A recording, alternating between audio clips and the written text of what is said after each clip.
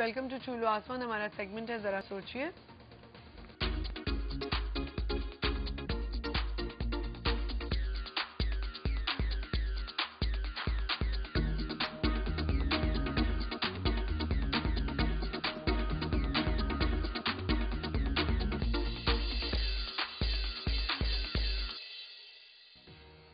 जी, और मेरे साथ मौजूद हैं डॉक्टर सलीम आजम। अस्सलाम वालेकुम जी। अस्सलाम वालेकुम, कैसे क्या हैं? हाल चाल है आपका? अल्लाह का शुक्र। आप तो सेकंड टाइम मेरे शो पे जी हैं। जी पहले बिल्कुल। हमने पिछली दफा HIV पे बात की थी, जो बिल्कुल। कि एक बहुत बड़ा, वो भी एक इम्पोर्टेंट मसला है, और उसमें हमने काफी डिटेल में बात की थी। और आज हम रिहेबिलिटेशन पे बात करने वाले हैं। जी।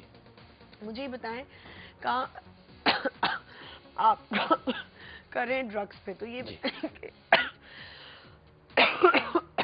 आपके ख्याल में हमारी सोसाइटी में कितना कॉमन है? कितना कॉमन है? जी, ड्रग्स बहुत कॉमन है। दरअसल आई एम रियली सॉरी। जी नहीं, यू टेक योर टाइम। जी देखिए, पहली बात तो ये है कि यहाँ इस बात की तशरीह बड़ी मुनासिब होगी कि हम ड्रग्स में किन चीज़ों को शामिल करते हैं। जी इसलिए कि ड्रग्स में शीशा भी है, चरस भी है, भंग भी है, शराब भी है, चाय और सिगरेट भी है, हेरोइन और कोकेन भी है। तो अगर हम बात करते हैं सिगरेट नोशी की, या हम गुटखे की बात करते हैं, या हम निस्वार की बात करते हैं, तो it's as common as peanuts. बिल्कुल, ये तो बिल्कुल मूंगफली की तरह से हर जगह मौजूद है। इसको समझते ही नहीं। बदकिस्मती ये है, नस्वार ले लें तो हर बंदे ने खानी है। बिल्कुल बिल्कुल। हालांकि ये तमाम जो हैं ये मनशियात हैं। इसमें से बाज़ सॉफ्ट ड्रग्स हैं, बाज़ हार्ड ड्रग्स हैं, बाज़ गेटवे ड्रग्स हैं कि जिसकी वजह से आदमी आगे जा करके कोकेन और हेरोइन जैसी ड्रग्स में फंस जाता है।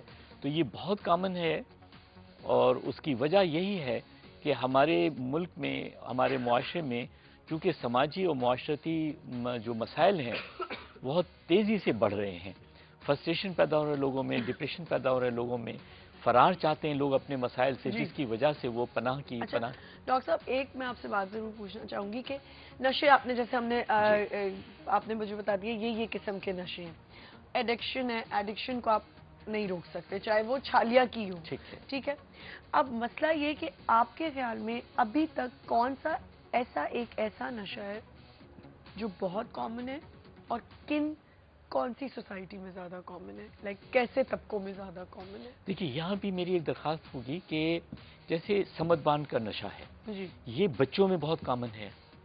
जो चरस है या कैनाबिस है या मैरिजुआना, स्ट्रीट किड्स के अंदर मैरिजुआना है, ये नौजवान लोगों में बहुत कॉमन है। खवातीन में ट्रैंकुलाइजर्स बहुत कॉमन हैं।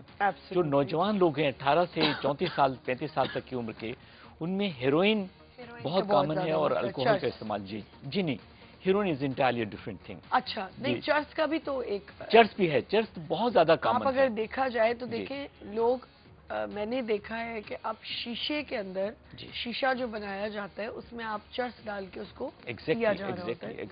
और देखें डॉक्टर साहब, ये आप भी जानते हैं, ये मैं भी जानती हूँ, और ये अभी जो लोग हमें देख रहे हैं कहीं ना कहीं वो भी जानते हैं कि ये हमारी सोसाइटी में आम हो रहा है। जी बिल्कुल सही है। जरूरी नहीं है कि ये कोई लोअर तबका कर रहा है इसको, ये बहुत एक फैशन के तौर पे भी यूज किया जा रहा है। अच्छा, दरअसल मिथ ये है कि शायद ये जो नशा है, जैसे हेरोइन का नशा, अब लोग समझते हैं शायद ये गरीब, जाहिल, गंवार और बेरोजगार लोगों का नशा है। हालांकि ये तबके अशराफिया में उतना ही कॉमन है, बल्कि कहीं ज्यादा है। उसके जो अवामिल या फैक्टर्स हैं वो डिफरेंट हैं। गरीब आदमी अगर नशा करता है तो उसकी वजूहत दीगर होती हैं, लेकिन अगर वही लोग डिफेंस और क्लिफ्टन और बहुत ही affluent segment of the society से ताल्लुक रखते हैं। आप डिफेंस क्लिफ्टन की बात करें, आप किसी भी एरिया को देख लीजिए, आप किसी को भी एरिया को ले लें, लोगों ने, ये भी मैं आपको बताऊं, ये भी हमारे एक मिथ बन गई है, कॉन्सेप्ट बन गया है कि शायद डिफेंस क्लिफ्टन में ये चीजें हो रही है। आप तारिक रोड चले जाएं, आप कहीं चले जाएं, आप किसी भी यूनिवर्सिटी कॉलेज में चले जाएं, कहाँ से लोग आ रहे हैं, फेडरल भी एरिया से लड़कियां। मैं आपको एक सच्ची बात बताऊं, टू बी वेरी ऑनेस्ट, मैं कॉलेज में पढ़ती थी, मुझे पता है कि जो दूर से लड़कियां आती ना, उनके लिए चीजें फैसिनेटिंग होती हैं बहुत ज्यादा। एक पहले कॉल ले लेते हैं अगर आप इजाजत दें, मैं फिर इसको हम कंटिन्यू करते हैं। अस्सलाम वालेकुम। हेलो हेलो ड्रॉप होगी कॉल जी। तो ये बहुत ज्यादा फैसिनेटिंग होता है इन तबके के लिए भी। सही है। अब मुझे बताएं कि इसका जो, आप इसका ज्यादा जो ایک آپ نے کہا سمٹ بانڈ, اس کے علاوہ آپ نے کہا ہیروئن. تو یہ ایک تو پہلی بات ڈاکٹر صاحب, یہ اتنی چیز اتنی نقصان دہ ہے, یہ کیسے اویلیبل ہے؟ اس کی وجہ یہ ہے کہ معاشرے میں قانون کی حکمرانی نہیں ہے, اور لوگوں میں اویئرنیس جو ہے وہ اتنی نہیں ہے کہ وہ یہ سمجھ سکیں, یہ جان سکیں کہ وہ دراصل ایک خودکشی کی طرف جا رہے ہیں, ایک گریجول سوسائڈ ہے جو وہ کمٹ کر رہے ہیں. تو اس کی وجہ اور ایزی ایکسیسیبلٹی ہے, آسانی سے دستیابی ہے. تمام ممالک میں لوگوں کو فرسٹریشن ہوتا ہے. کہیں لوگ بورڈم کو کل کرنے کے لیے ڈرگس چاہتے ہیں, کہیں پر غربت سے فرار کے لیے, کہیں بیماری سے نجات کے لیے, لیکن وہاں پر ڈرگس کی اویلیبلٹی اتنی ایزی نہیں ہوتی جتنی ہمارے ملک کے اندر ہے. تو یہ ملٹی فیسیٹڈ ایک ایشو ہے, ملٹی پرانگڈ ایشو ہے کہ یہ موجود ہے, لوگوں کی رسائی میں ہے, دستیاب ہے, آپ گھر بیٹھے منگوا سکتے ہیں. اور آپ کا جو حق احباب ہے وہ آپ کو مجبور کرتا ہے. اب جیسے آپ نے کالج کی مثال دی ہے, میں نے دیکھا ہے کہ گروپس ہوتے ہیں کالج کے اندر, تو دوسرے لڑکے کیا کرتے ہیں, وہ چاہتے ہیں کہ ایک سینس آف بلانگنگ ڈیولپ کرتے ہیں وہ ان کے ساتھ. وہ چاہتے ہیں کہ میں بھی ان جیسا کہلاؤں, ان جیسا بنوں, یا میں جیسا کول لگوں. جی ہاں, تو اس کے لیے تو یہ ورڈ ہے نا ہمارے یہاں کہ ہم کیسے کول لگ سکتے ہیں. جب تک ہم اسموکنگ نہیں کریں گے, جب شیشہ نہیں پیئیں گے, یا ہم چرس نہیں پیئیں گے, تو یہ کول. حالانکہ یہ کمزور شخصیتوں میں پائی جاتی ہے یہ چیز. آئی تھنک یہ ایک ایسی چیز بالکل انفیریٹی کمپلیکس کی بات ہے, انفیریٹی کمپلیکس کی بات ہے. اور میں ایک اور چیز ادھر ایڈ کروں گی ڈاکٹر صاحب, کہ آپ لڑکوں کی بات کریں, میں تو لڑکیوں کو دیکھ کے حیران ہوں کہ مطلب لڑکیاں بھی یہ ایسے کر رہی ہوتی ہیں گروپس میں بیٹھ کے, لائک اچھی چھوٹی عمر کی بچیاں. مجھے اب ایک اور چیز بتائیں کہ اتنا ابیوسو ایلیمنٹ ہے, سب کو پتہ ہے یہ ہمارے لیے نقصان دہ ہے, سب کچھ ہے, پھر بھی ایک عام چیز ہے یہ. آپ کا این جی او اس کو کس طرح کس سطح پہ کام کر رہا ہے اس کے لیے؟ دیکھیں, ہم جتنی بھی ممکن سطحیں ہیں, مثلاً ہم اس کے جو شعور و آگہی ہے چھوٹے بچوں سے لے کر کے یونیورسٹی اور کالج کے اسٹوڈنٹس تک, ہم لوگوں کو بتاتے ہیں کہ منشیات کس طرح سے, اس کی علامات کیا ہیں, کیسے ان سے بچا جا سکتا ہے, اس کا ٹریٹمنٹ ہے, ڈیٹاکسیفیکیشن ہے, ریہیبلیٹیشن ہے, اس میں ریسرچز کرتے ہیں, ٹریننگز دیتے ہیں, لوگوں کو روزگار فراہم کرتے ہیں.